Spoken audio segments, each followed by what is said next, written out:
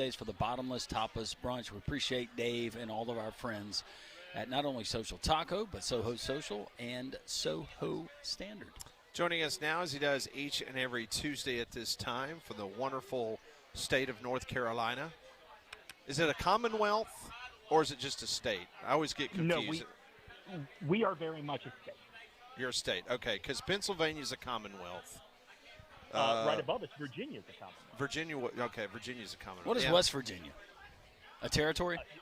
I think that's a question everybody asks themselves once they cross into West Virginia. Hey, watch your mouth. That's where Nick Saban was born. That's true. As far as I'm concerned, West Virginia is the Saban family gas station and nothing else. And Jimbo Fisher. Yeah, don't forget about Jimbo. I think that Jimbo's agent is telling everybody that right now. Yeah, who hired Jimbo, by the way, in this cycle? Did I miss that? Tell him I won one.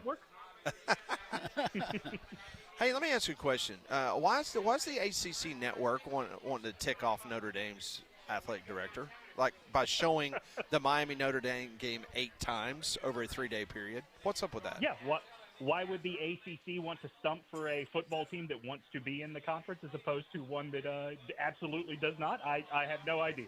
But the ACC needs Notre Dame. Notre Dame doesn't need the ACC. You got to make sure they're happy, Demetri. I was pointing this out to somebody up here on the radio the other day. Isn't it interesting that whenever Notre Dame does one of these deals where they gift some conference 5 games against Notre Dame, it is always the most distressed property we consider a power conference. It's interesting how conferences with legs to stand on don't want to do business with Notre Dame. Demetri, what do you think happens as a result of this? Notre Dame fans watch every bowl game talking about how they would have won. I don't know. Like, I don't know realistically what we can expect. I mean, like, it's unprecedented. Like, I'll echo what everybody else says. Like, it's something we have never seen before. But at the end of the day, like, college football is a machine. One property is not going to make or break the college football playoff. All right, so let me ask you this question. It's a serious question. We carried a few minutes of Bavacqua earlier this morning, and obviously we got bored and we started talking about things that were relevant to our audience. But I just saw this quote, and just the arrogance of these people. This is a direct quote, by the way, from the athletic director. ACC games sell out roughly 23% of the time. When Notre Dame goes to an ACC site, it's 90% of the time. Is that accurate? I don't know if that's accurate or not, but one thing, and I'm sure everybody in SEC country thinks of this as a stereotype, but it's not incorrect. After you get past Florida State and Clemson, you don't have a lot of people or a lot of fan bases that are going to every single game. They need an event. Notre Dame coming to town is an event. I am not going to dismiss that adding Notre Dame to the schedule does do something positive for the ACC, but Notre Dame has absolutely strong-armed the ACC into doing things that not only don't benefit the conference, but work against it. Why are Stanford and Cal in the ACC? Because Notre Dame asked for them to be. And they don't make the conference better at anything. All they do is create travel and logistical headaches. The ACC has sold out to Notre Dame. It is like watching a friend have a crush on a girl that will never sleep with him, but will always let him do favors for her. That is what the relationship is between the ACC and Notre Dame. Oh, my goodness gracious. Happy holidays, kids. Demetri Ravanos joining us. I've been up here for 20 years. I've seen it. I've seen it firsthand. He joins us, as all of our guests do, on the Higginbotham hotline. Seems like, for me, I'm all about it. Pat, he's on board. Let's move to 16 teams. That way, if we're going to keep the Tulanes and the James Madisons in the conversation, then that way it seems like it would alleviate this, because I can't see as many people clamoring for number 15, number 16 in the rankings like they are now, where if you look at it, you take out Tulane, you take out James Madison, you probably have more heated discussions on the teams that are 11 or 12 just outside of the top 10. What do you think? I mean, I'm all for going to 16. I mean, look, we argue about who the 69th best team is when it comes to college basketball. Like, we're never getting past this argument of that is enough teams now. And on top of that, like, the reality is we're at a 12-team playoff right now. I look at that field and maybe half, I believe, can actually win the national championship. I mean, at the end of the day, I don't really think what number we're at matters as long as you can figure out a way to make it worth everyone's while. I'm always for more football. All right, so as you were tuned in on Sunday morning, did you believe Alabama was in or going to be out? In. I had no doubt they were going to be in. I thought that Miami was in for sure. And then I thought that when you stacked up the resumes next to each other, like, we can't just be going off of bad losses. We have to look at good wins. And Alabama has 4 wins better than any one Notre Dame has. All right, take out the first-round opponents. Who do you have more faith in right now in their current situation, Alabama or Ole Miss? Oh, that's a good question. Alabama is going to get some of its best players back. Ole Miss is not getting its coach back. I will go Alabama. Okay, fair enough. I think I echo the feelings of a lot of Alabama fans when I say I have seen what happens when Pete Golding is in charge. So which team left in the college football playoff field would you physically get ill if they won the national championship? This sucks to say because it's one of the teams I think can win it all. I don't want to see those weirdos at A&M be happy about anything. Yeah. I mean, when they're miserable, they're already strange. I cannot imagine what unbridled joy looks like in those white jumpsuits. I saw the prancers this morning. They came across my social media feed, and my wife apparently could hear it. From she was getting ready back in the back, and then she belted out in laughter. Were they delivering some of their spot-on comedy? Oh, my goodness. Oh. And I have cousins that went to A&M that swear to me that if I were there, I would get it, and I would fall in love, and I always respond. Yeah. I always respond, well, then I am never, ever going there because I cannot imagine falling in love with that nonsense. do they use those fellas on recruiting visits? Are they showing never mind. It doesn't matter. They can't possibly, right? There is no way. This would be like, there's this story up here, and this goes back to the 30s, when Wake Forest wowed some recruit by taking him to a stadium and telling him, if you sign with Wake Forest, this is where you'll be playing. Well, where he took him was Duke Stadium. And the coach's response was, well, I didn't say you'd be playing here every week, right? Like, that's got to be what it is that A&M does, right? They take them to see cheerleaders at other schools and then say, I never said they'd be at every game. Oh, Demetri Ravanos joins us, SEC Unfiltered, also from Awful Announcing. Big news in this state today. Just a little-known high school football coach from a Catholic school down in Mobile. He just signed on with the Indianapolis Colts by the name of Philip Rivers, 44 years old. How do you think old Philip's going to do this weekend against the Seahawks? This happens in North Carolina every time that Philip Rivers puts on an NFL uniform. The Carolina Panthers lose half of their fans to whatever team it is that Philip Rivers is quarterbacking. Oh, is that because Philip's got so many kids? Yeah. Well, I guess now it would be half of Alabama as well. Yes. Right? Because isn't that where all the kids are? Yeah, very much so. Do you dye the bubble bath Christmas colors this time of year? Do you go with scented soaps? What are we doing in the bubble bath? Yeah, so I do have a bottle of bubbles that is shaped like a Christmas, like a bauble ornament kind of thing. Okay. And then, depending on the season, we change out the rubber ducky in the bubble bath. So right now we do have a Santa Claus rubber ducky. Oh, okay. Oh, wow.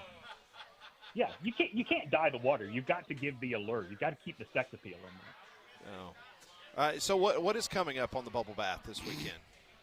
I know it's straying outside of the SEC boundaries that we usually keep, but I feel like people that are not in the broadcasting business need to understand that Pete Bavacqua, before he was Notre Dame's athletic director, was the guy in charge of NBC Sports. And when he was in charge of NBC Sports, it could not be clearer that NBC did not like showing Notre Dame football. They treated them so badly during that time. So we might have to review that history. Hey, by the way, Demetri, totally off the topic, but I did not realize, anyways, did you realize that Eyes Wide Shut is considered a Christmas movie? I did not, but now this changes what I expect out of Christmas parties. Okay. Do you typically wear a mask when you walk into your Christmas get-togethers? Right. That's right.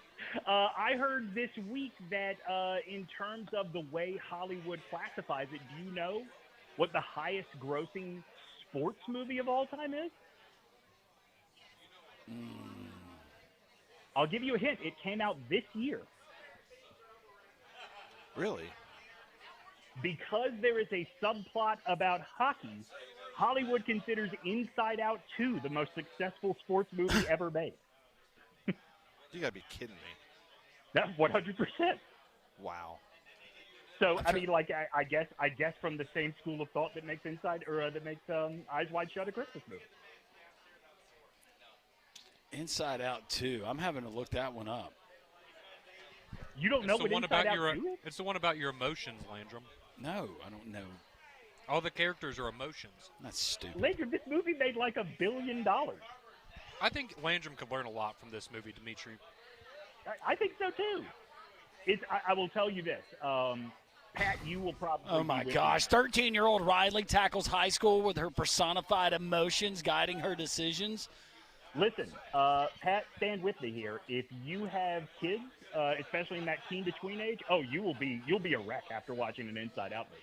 Oh yeah, no doubt. Well, I don't, so I'm not going to. Well, you're a monster. Okay. What can I say? He is a monster. He is a monster. Look what we have to deal with every day. I would rather have to wear a mask and go to a Merry Milkman party. That can be arranged. No. Okay. Take that back. I will do the marathon of Inside Out 2. Can you imagine how irritated the people in Austin, Texas are? Like, they lost, or actually they beat them, but could you imagine if they would have lost to them in Austin after all these years, if that would have taken place? How miserable they would have been. They may not always have the record 8-4, but spiritually, A&M will never beat the Chargers of being an 8-4 team. That's true. Texas 8-4, baby. Yeah. Well, Demetri, I hope you have a good rest of the week. You got any Christmas shopping? You done? You doing all online? You going to brick and mortar? What are you doing? I think I'm close to done. We do online, but when it comes to food gifts, you go brick and mortar. You support local. What did you ask the kids for? What did I ask the kids for? A pair of Jordans from a couple of years ago. Nice. Oh, okay. Yeah. Yeah. All right. I'm a aspiring sneakerhead. Very nice. Well, listen, we appreciate you each and every week. It should be a fun SEC bubble bath coming up this weekend, talking about Pete Bavacqua and the wonderful people at Notre Dame. We appreciate you. Yep, always good talking to you, boys. Thanks, Demetri. Have a good week. That's Demetri Ravanos. Joined us on the Higginbotham Hotline. Higginbotham is your one-source solution for insurance, financial, and HR services. College football conversation continues live from Social Taco near Homewood. It's three-man front on Jocks.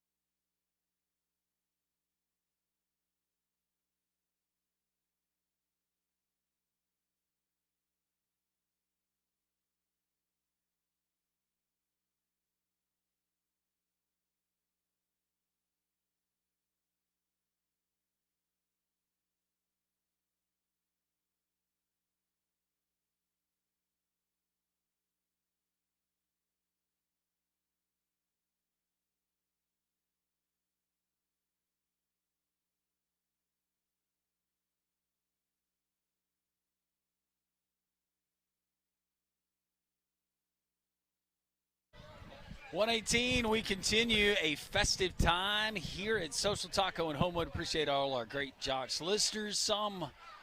They're here every single Tuesday. You can make your plans to be here. We broadcast 10 to 2 every single Tuesday. Social Taco in the Square next to City Hall in Homewood, socialtaco.bar. For more information, always a fun conversation with Demetri Ravanos, who joined us from Awful Announcing, SEC Unfiltered. Of course, he hosts the college football bubble bath.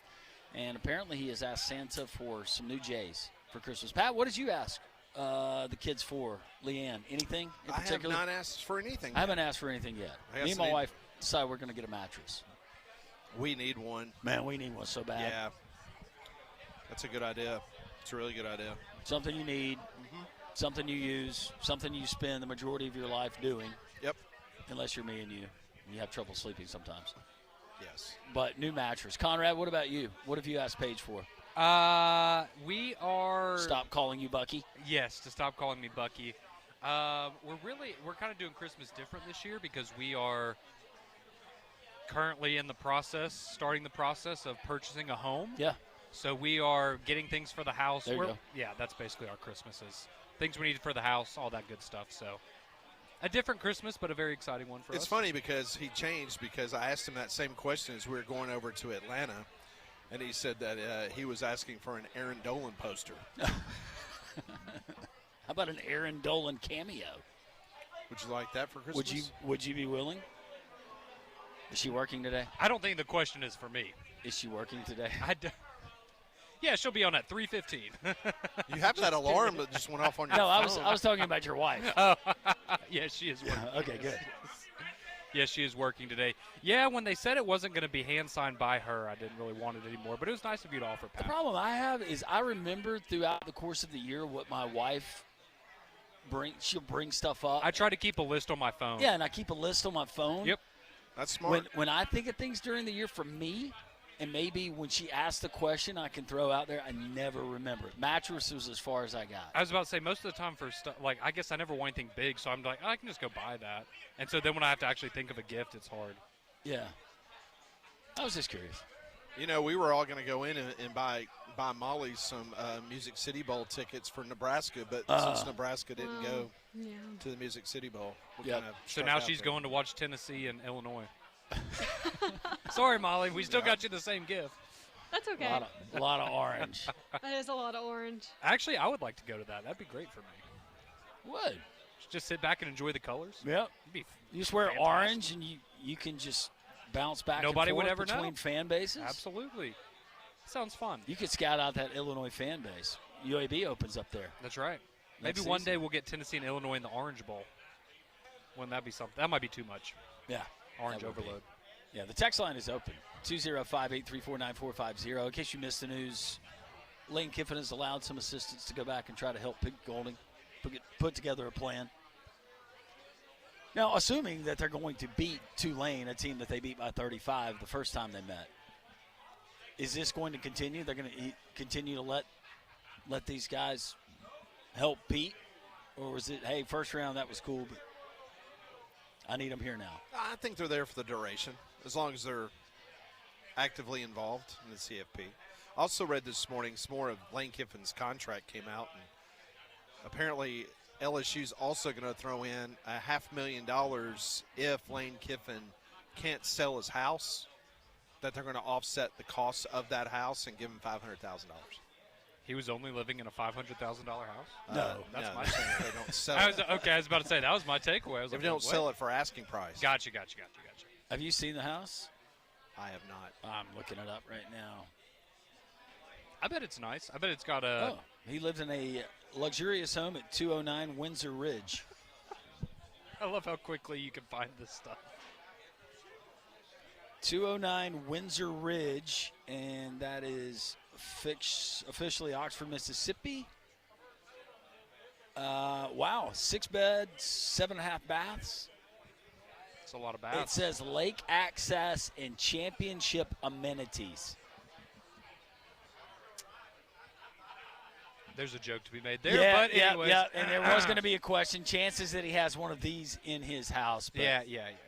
it's too soon. Let's let everybody except for Lane and his family enjoy the rest of their holiday season. Something tells me that it hasn't been so enjoyable. Does he have a nice In all backyard? seriousness, it's got to be tough on his kids, especially Knox.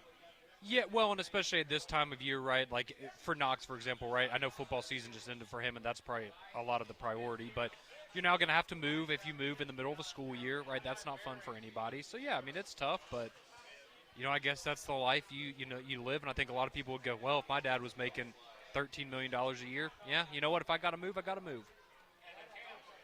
It will be interesting to see, though, if the whole group goes with him or what. Because when he went to Ole Miss, right, didn't he go there and then the family kind of followed in the years to come? It wasn't an immediate move of everybody. Well, they knew Lane just like everybody else. Yeah, he'll probably leave. They're like, come on, he's not going to be there longer than a just year as they or two, get right? situated. Yeah. What can you do? LSU got their guy. I just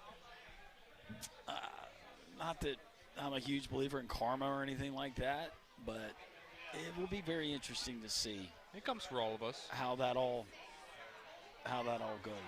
Have we heard anything about Juice? Because there was a rumor, right, that he was bringing Juice to Baton Rouge last week, correct? I got all the juice on Juice. You got all the juice on Pat's Juice? got all the juice on Juice.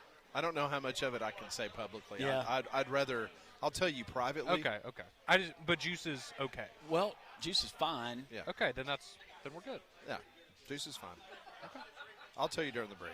It's still a standing offer, but apparently there's a lot of people that want Juice.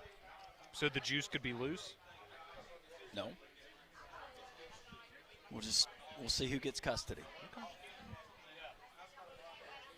Maybe the judge will ask Juice, where do you want to live? Well, that's when that training that Lane Kiffin should have done as the dog's father would have really come in handy, wouldn't it? What if it's Marty Smith following Juice around for a week? Marty Smith live here in Oxford. That would not actually surprise me at all if that was something you got on game day one day of. I could totally see that. Live here at Championship Pedigree Kennels. What was it, Wild Rose Kennels or whatever? I don't know. Oh. Oh, bless Marty. He should win an award for that whole thing. He deserves the Perseverance Award, no doubt about it. A lot of texts that are coming in on the text line, 205-834-9450. Ole Miss making moves.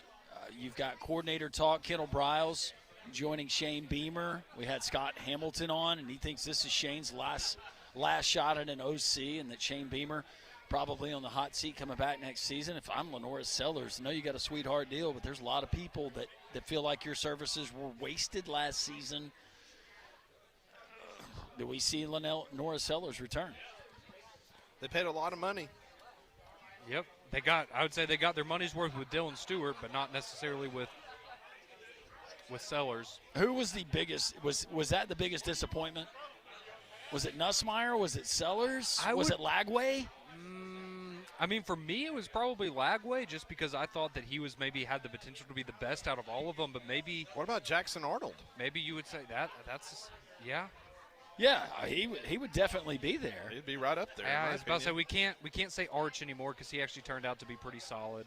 No, you were the one saying that. Don't let me and Landrum into your lies. I don't know what you're talking about. Your filthy lies. Don't know what you're talking about. There's a lot of them though. And you were all on Pribula's jock. Just kidding. And he was so good against Missouri State or whoever it was at the beginning of the year. It took us, or at least me, until week 5 to actually say his name right. Yeah. Well, he was really good those first 5 games, and then, you play SEC teams, and it's a little bit different. Prabula. Whatever, but yeah, it's been weird. Speaking of contracts, Eli Drinkwitz, that new deal at Missouri, you get a year added onto your contract and a $200,000 pay hike. 8 wins reached in the season. Is this where we are? Is that a state of Missouri, or do you think this is what we're going to see with more contracts? I think it's more of what we're going to see. And it might be. I think he also benefited from, we spent a lot of time talking about how awful it would be to try to hire a coach in this cycle. I think he benefited from that because Missouri went, okay, if you go, what the heck are we going to do? And who knows, maybe they would have found somebody and saved some money, but I think that's how they looked at it as, we got something good going on. Maybe it could be better, but you know what? We don't want to roll the dice, so let's keep him happy. And make no mistake about it, I think if Eli Drinkwitz, whether it was Auburn, LSU, Florida, Penn State, those were the 4 jobs we heard about.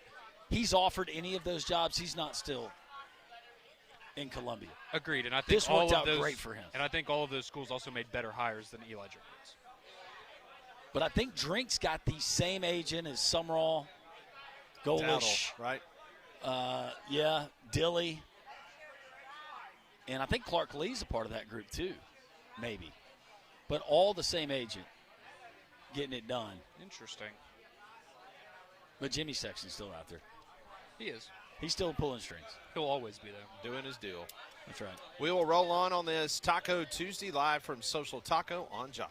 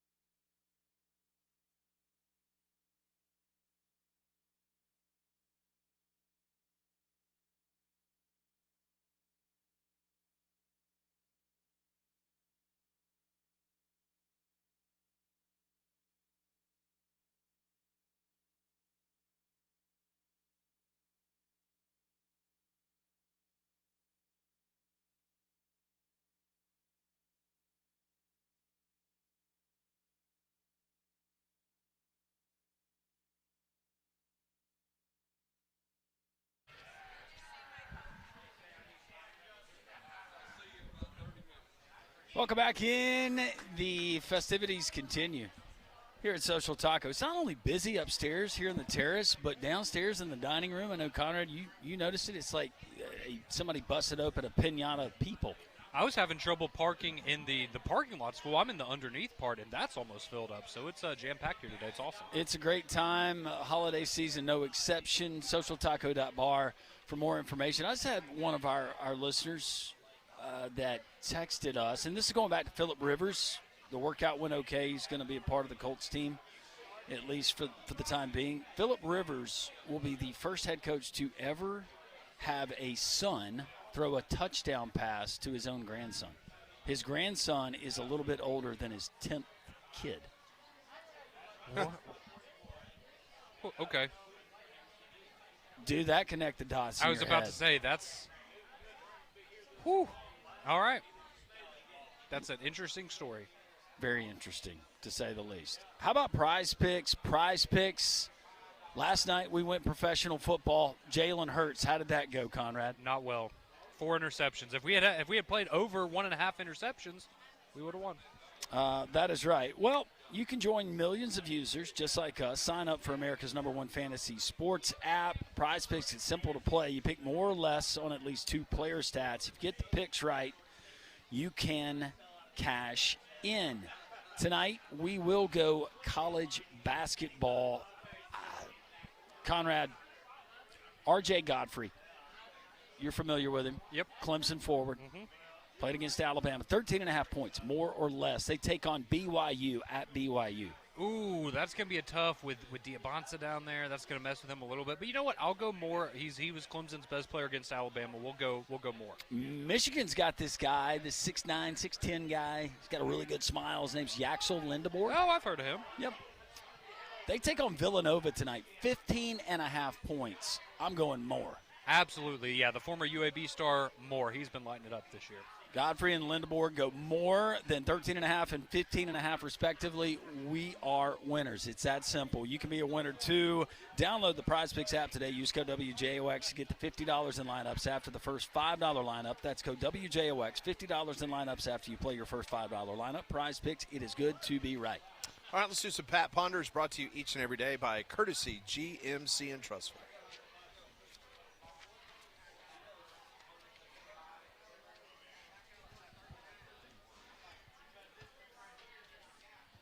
It's always brought to you by Courtesy GMC and Trustful. Get by there as the holiday sales event is ongoing right now. The best deals you're going to find in this calendar year right now at Courtesy GMC and Trustful. All right, question number 1.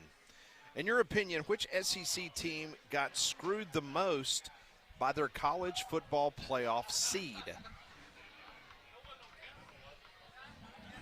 By the seeding, it would be Texas A&M because their metrics were better than Ole Miss's. Yeah. And Ole Miss gets to play Tulane, as we know, and Texas A&M has to play Miami. No doubt. That's what I keep thinking about. If there was anything for Ole Miss, like you've just been through hell on earth as a fan base for the last few weeks, here's your reward. You get a rematch against a team that you beat by 5 scores earlier this season. Now, second round, I was about to say, we'll see. you're on your own, but here's your courtesy. Yeah, and who knows? Maybe it'll be a thing where Texas A&M goes, yeah, we're glad we had that tough first round game against Miami that really got us, ready to go for our deep run in the playoffs. But yeah, seems like it'd be easy for Ole Miss. They got a blessing. I think it's Texas A&M. All year long when they did the bracket reveal, they were always that, number 2 through 4 spot depending on the week. And then, they lost to Texas. Now they're at 7. And just having to play Miami and then potentially go on to play Ohio State. And then after that, maybe a Georgia team, that really sucks. Question number 2.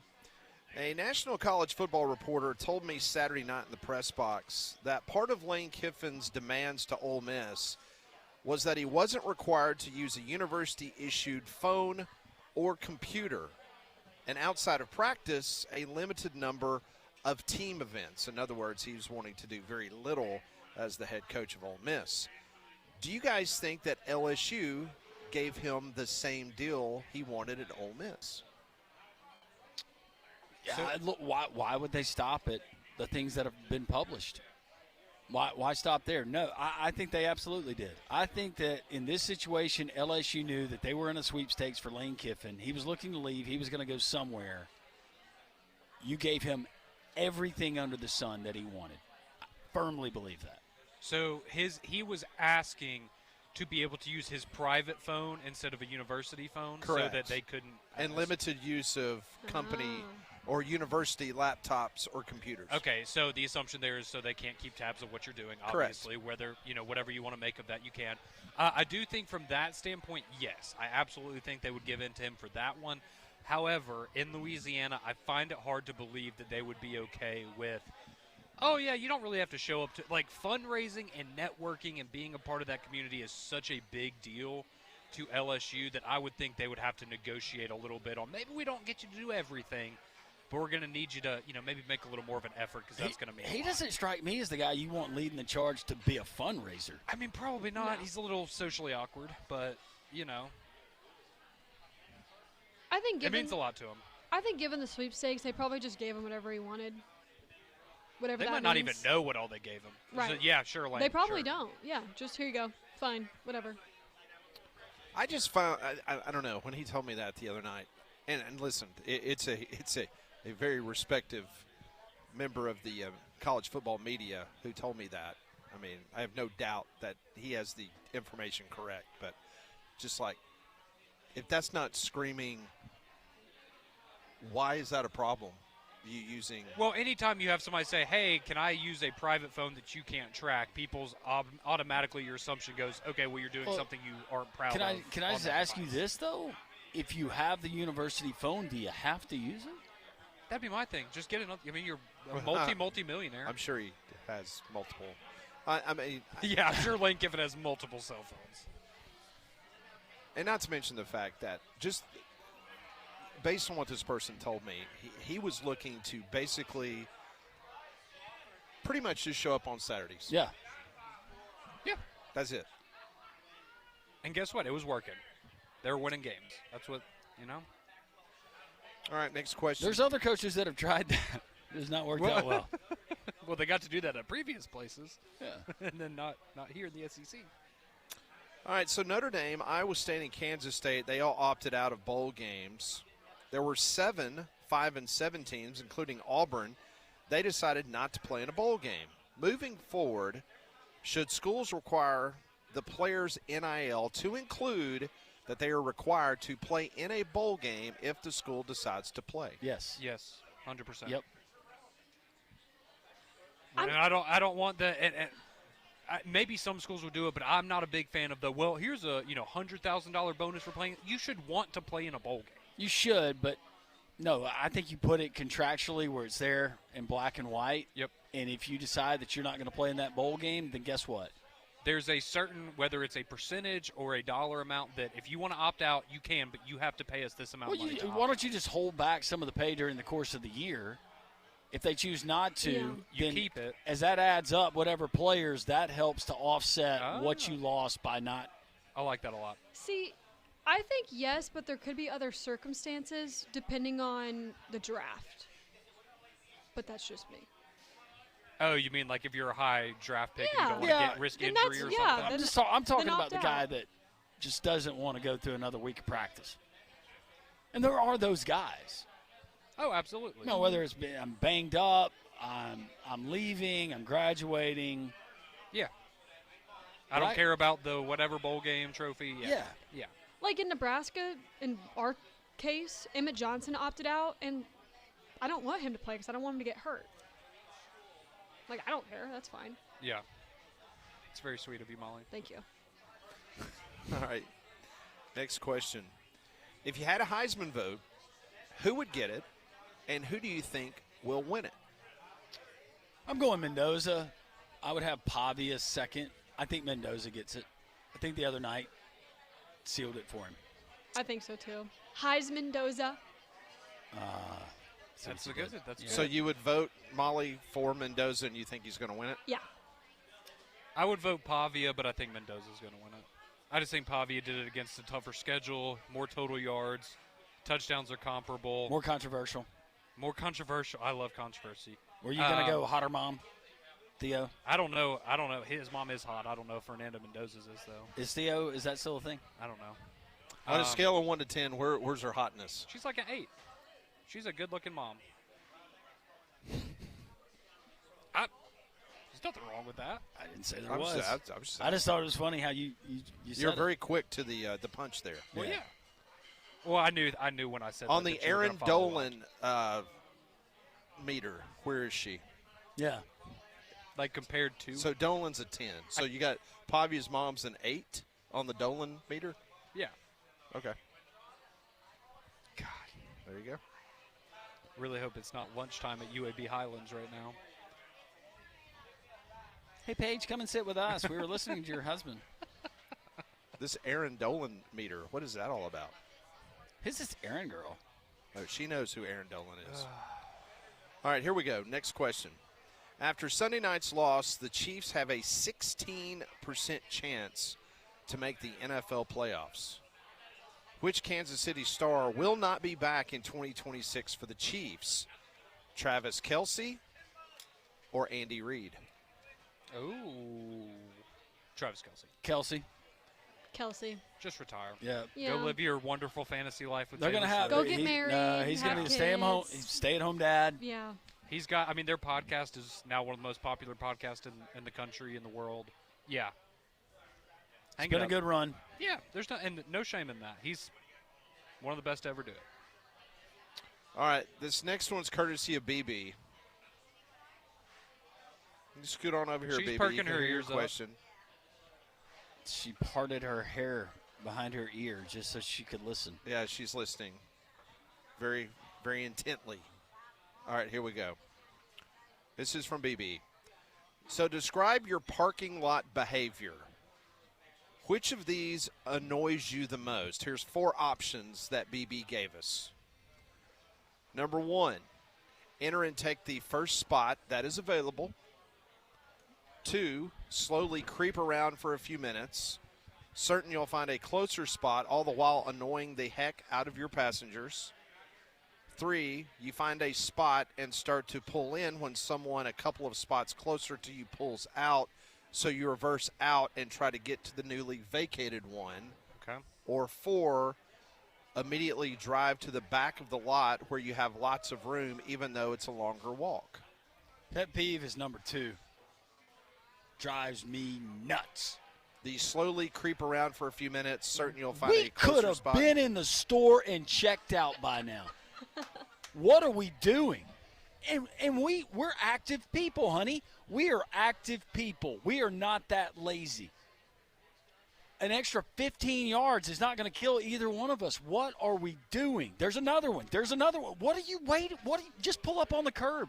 I'm really glad you said that because it seems that is a point of contention perhaps in your marriage, just like it is in mine, where I am very much a first spot. I'm going to take it and walk. But if I don't get the closest spot when Paige isn't, there might be something closer up there. I'd much rather I'll walk the extra 20 seconds. I don't have a problem with it. I love you so much, Paige. But, yeah, she wants the closest spot. I get the first spot. I love you, babe. Yeah. Yeah, I love you. I just take the first spot I can find. Okay, so you're number 1. Enter and take the first spot that is available. BB has some Yeah. really, really good real-life questions. When I was in – this might be kind of a weird thing, but when I was in college, I would intentionally park the furthest away in the parking lot, so I had to walk to class, and that's how I would get exercise. Like if I wasn't going to go to the gym, I would park as far away from my classes as I could, so I'd have to walk, 3-4 miles a day, minimum. Pat? Which one irritates me? Yeah. The one that irritates me the most is the slowly creep around like you. Yeah. I'm all about, like, it's just like I am with, like, coupons and stuff. It's like I'm not driving 5 different places to save $1. Like, just go to the original You're spending place. more money on gas than you are saving with the coupon. Bingo. That's how I am. Well, I'm just going to go pay for it, and I'm not going to drive around and waste my time. Well, then it gets to the point, it's like, honey, this is our 3rd pass. Now we look suspicious. What are we up to? That's right. That's a good point. Oh, so BB's irritated her husband for the driving. I'm glad to know that this is a point of contention in a lot of relationships. I'll tell you another pet peeve of mine when she's driving. if there Coming is from a guy that never drives. if there's an on-ramp, There it is. and from the back seat, I will let her know. I will say, hey. Do you still make her wear the cap when she Yes, drives? Yes. Okay. She looks so cute in it. And the gloves. Yeah. Yes, yes. Very sexy in that chauffeur outfit. But right lane, you see that there is a right lane where people will be merging onto the interstate. It's coming up. It's several hundred yards away. Let's go ahead and let's move over, right? Nope. Let's wait until the very last second to move over.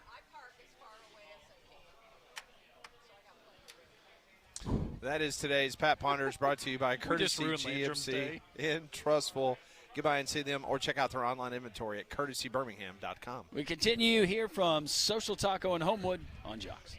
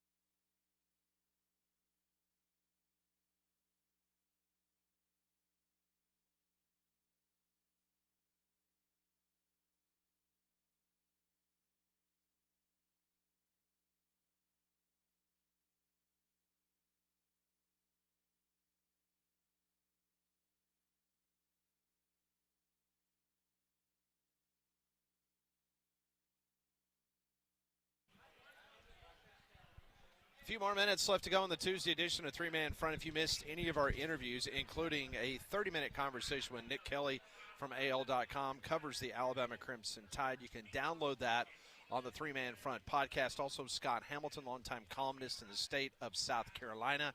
He's also an AP Heisman voter. We talked about that. Demetri Ravanos had some thoughts about Notre Dame and the ongoing back and forth between them and the ACC. Tomorrow on the show, Mike Griffith will be one of the featured guests. Mike is typically on Tuesdays.